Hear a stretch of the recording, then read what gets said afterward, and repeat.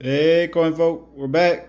We've been struggling finding some silver to look at, so we have a solution here. Got two $25 bags of quarters. I bought it was actually a couple weeks ago, and I just haven't had the chance to get around to look at them quite yet.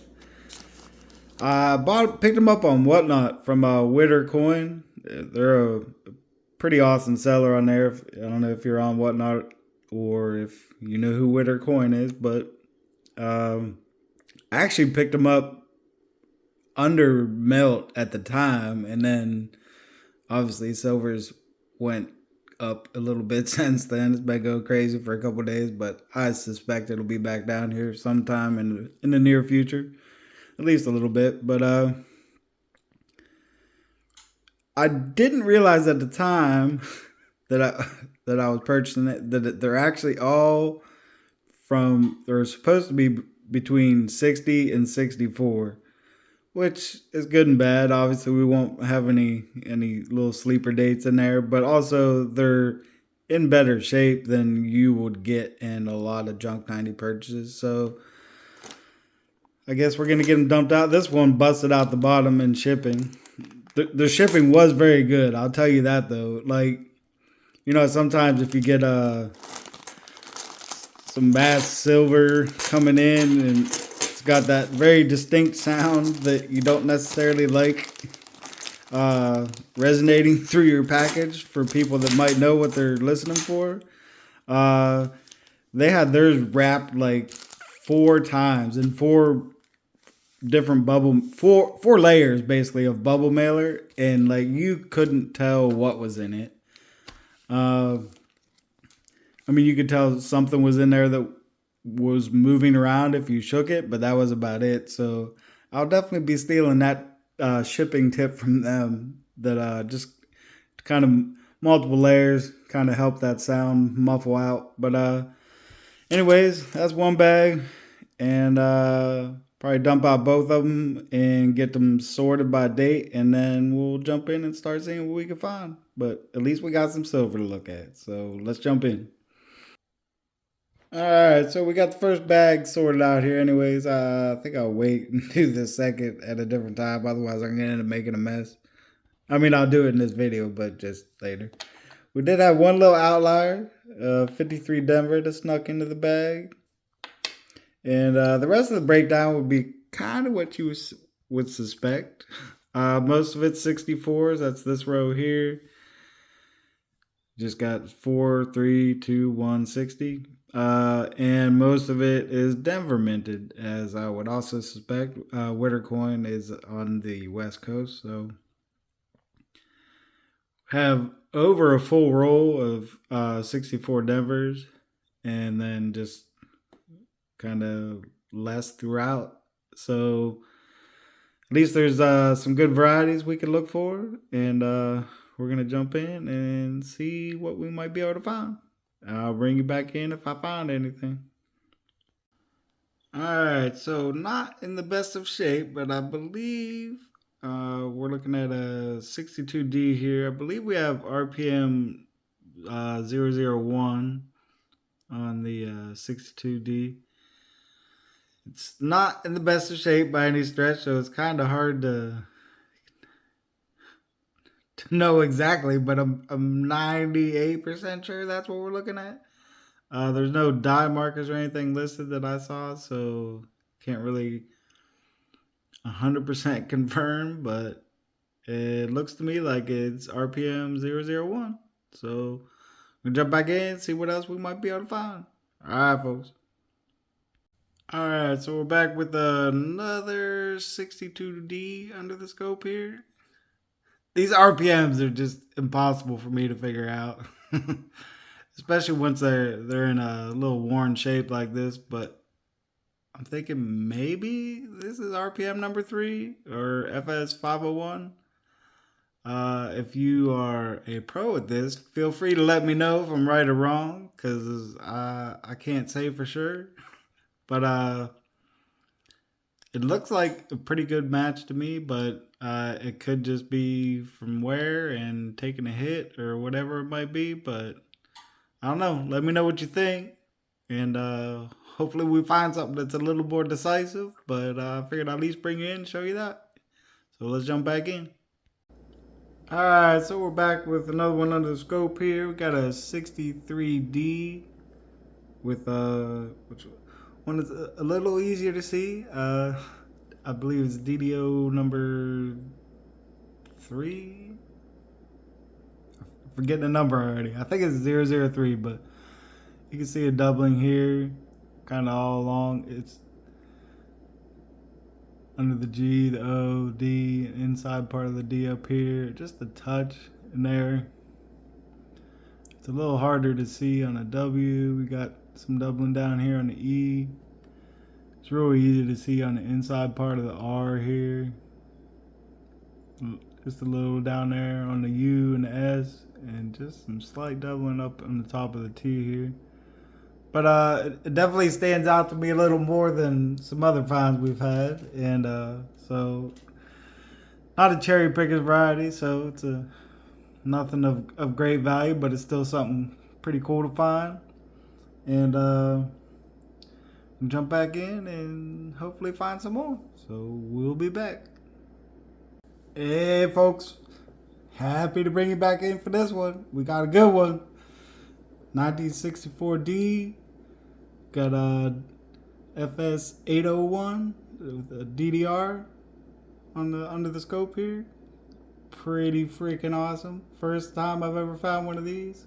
Got some pretty decent doubling, nice spread on states here. You can see it over here in the T, all along really. Like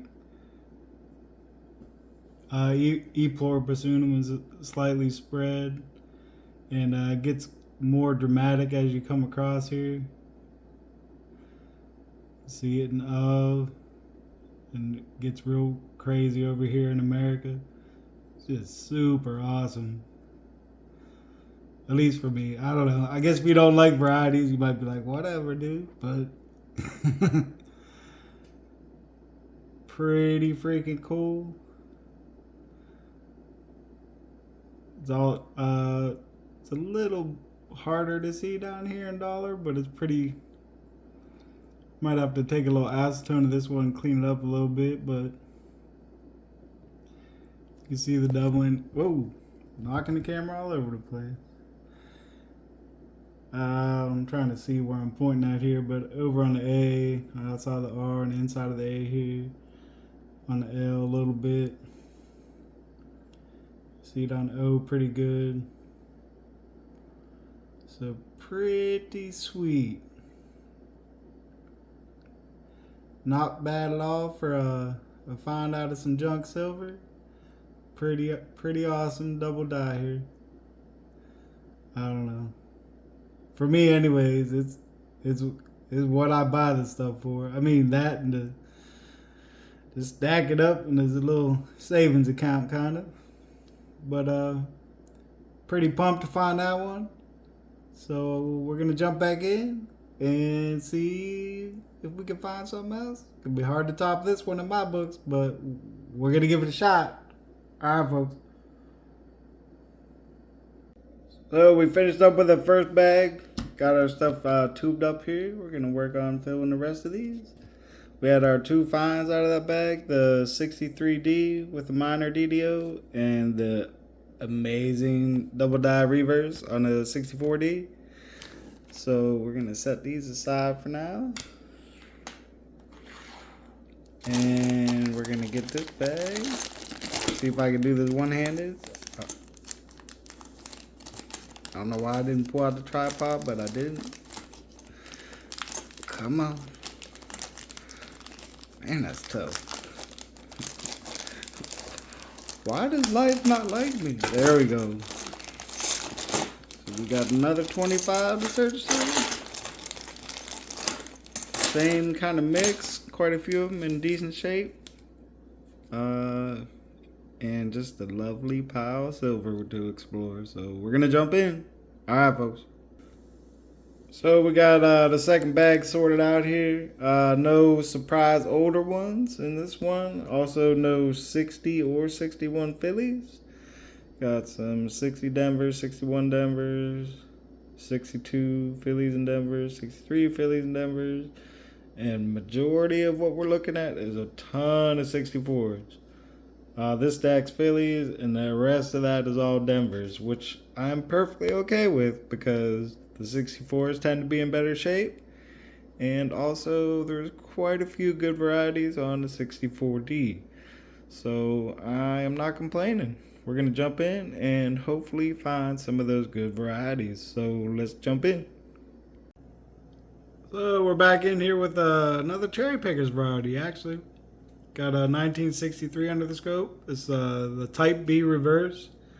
I believe is a a die that was intended for proof strikes, and they were used on business strikes as well. I think it was every year in Philly from 56 all the way through the end of the silver, so 64. But the kind of the easiest point maybe to pick it up, at least most people look at, is this gap that's in between the E and the S. And we'll slide over here and look at another 63. You can see there's a much smaller gap, almost non-existent. And then also, if you look down at the bottom, the eagle's feathers and kind of all the leaves and the branches there, it's kind of mushy and not real super defined. And then on the Type B reverse, everything's much more well defined as far as the leaves and the eagle's tail feathers. So that's a pretty cool find. It's not in the best of shape, and it doesn't necessarily have a tremendous amount of value. They were somewhat fairly common, but still cool find. Can't get mad. 2 bags, 2 cherry pickers varieties, and the lesser double die on the other. So we're gonna jump back in and see what else we might find. So we got through the last of it here. No more varieties per se, but I had a couple cool coins to look at, or at least in my opinion. Got this one here with a nice die crack all the way from the rim in through the bottom of the bust. Nice heavy crack. Doesn't extend out beyond, so it's not quite all the way from like rim to rim. But this one, on the other hand, it's much lighter. You can see crack all along the bust. And then I don't know how well it's going to show up, but you can see a very light crack all the way down into the rim in between the 1 and the 9. And then it comes down after it exits the ponytail, and it's all the way down into the rim again. So that's going to turn in, most likely, I would guess, into a nice cut at some point. It's really faint, but you can see it kind of right in this area all the way up through. So that one's pretty cool. I wish it was a little more advanced, even if it wasn't a full-blown cud, but just so it would show up a little bit better. But it's definitely cool. But that's the last of the finds from this little junk silver search. Definitely can't be upset. I would gladly purchase from these folks again, and I don't know. We'll see what the next one brings. All right, folks. Thanks for checking it out.